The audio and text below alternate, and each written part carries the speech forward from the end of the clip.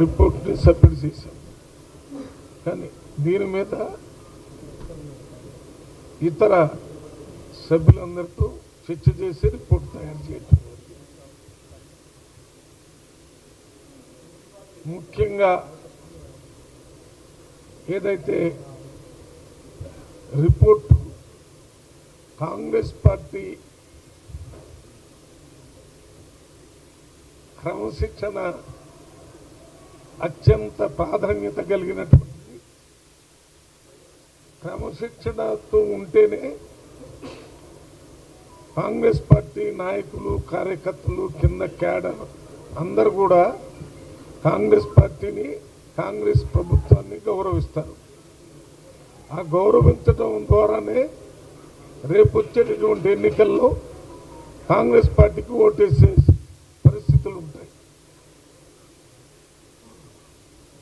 Congress party గౌరవం దెబ్బతినే పరిస్థితి కానీ రేపు వచ్చే ఎన్నికల్లో కాంగ్రెస్కి నష్టం జరిగే పరిస్థితి కానీ ప్రజల ముందు పోకుండా ప్రతిపక్ష పార్టీలుకి మన పార్టీని గురించి ఒక నెగిటివ్ అభిప్రాయాన్ని కలిగించకుండా ఉండాలంటే తప్పనిసరిగా క్రమశిక్షణ చర్యల్ని కఠినంగా తీసుకోవాలని రికమెండ్ చేయటం జరిగింది. ఇది సంక్షిప్తంగా ఈ రిపోర్టుని పిసిసి ప్రెసిడెంట్ గారికి ఇచ్చాను. పిసిసి ప్రెసిడెంట్ గారు మీనాక్షి నటరాజన్ గారు ఏఐసిసి సెక్రటరీ ఇన్ఛార్జ్ తెలంగాణ వారి దృష్టి తీసుకుని వెళ్తారని చెప్పారు. అక్కడి నుంచి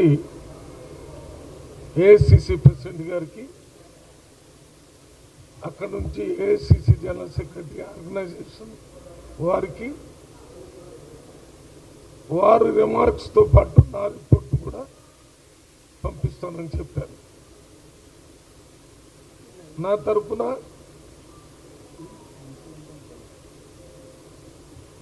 పిసిసి గారి అనుమతి తీసుకొని నేను ఇచ్చిన రిపోర్టులు కూడా ఏఐసిసి ప్రెసిడెంట్కి, AICC general secretary organisation president Mallikarjuna Kharge గారికి,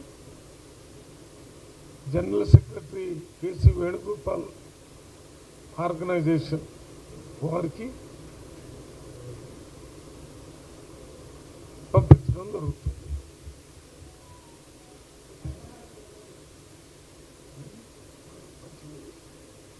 ఇది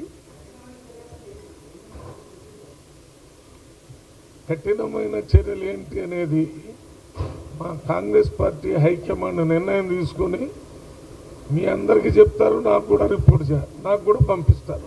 అప్పుడు ఆ కఠిన చర్యలు ఏంటో చెప్తారు. నేను రాసిన అంతా డిసిప్లిన్ క్రమశిక్షణ దాటినట్టుగా ఉన్నారని నేను నోటీస్ ఇచ్చాను. దానికి వాళ్ళు రిప్లై ఇచ్చారు. ఆ రిప్లైని స్టడీ చేసి నేను పంపించాను. దాని మీద ఏ రకమైన చర్యలు తీసుకోవాలో హైకమాండ్ నిర్ణయిస్తుంది. నేను రికమెండ్ చేసిందే మీకు చెప్పాను. మీరు రికమెండ్ చేసింది నేను చెప్పను. నిన్న కూడా సీఎం గారు చెప్పారు, ఊహాజనితంగా మీకు మీరే ఏదో అనుకొని అది మమ్మల్ని అడిగితే మేమేం చెప్తాం. నేనేం చెప్పాను, నేను దానికి చాలా సంక్షిప్తంగా డైరెక్ట్గా మీకు అర్థమయ్యే విధంగా చెప్పాను.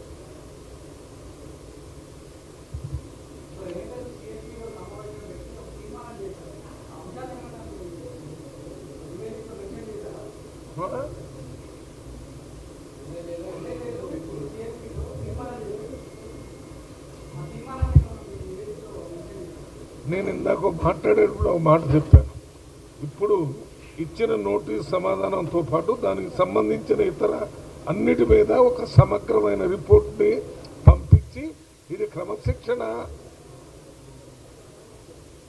లేకుండా కాంగ్రెస్ పార్టీ పనిచేస్తుంది, ప్రభుత్వం పనిచేస్తుందంటే ఇక్కడ పార్టీకి నష్టం జరుగుతుంది. వచ్చే ఎలక్షన్లో మన ప్రభుత్వానికి కూడా ఓట్ల ద్వారా నష్టం జరుగుతుంది.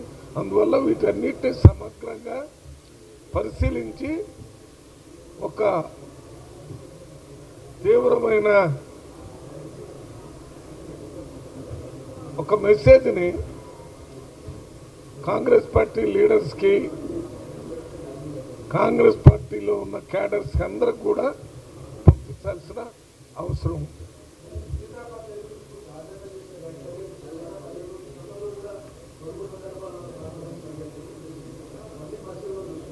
ఎవరు అన్ని విషయాలు పరిగణనలో తీసుకొని ఒక సమగ్రమైన రిపోర్ట్ పంపించాం.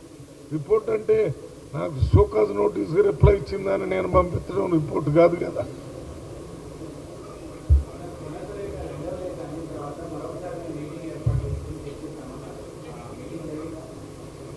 ఎవరిది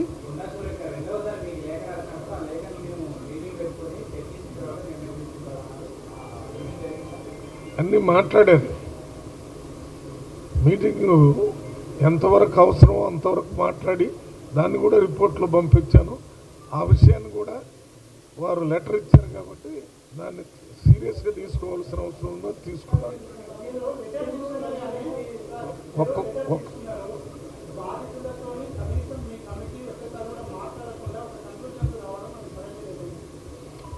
అదంతా కాంగ్రెస్ పార్టీ హైకమాండ్ చూసుకుంటుంది.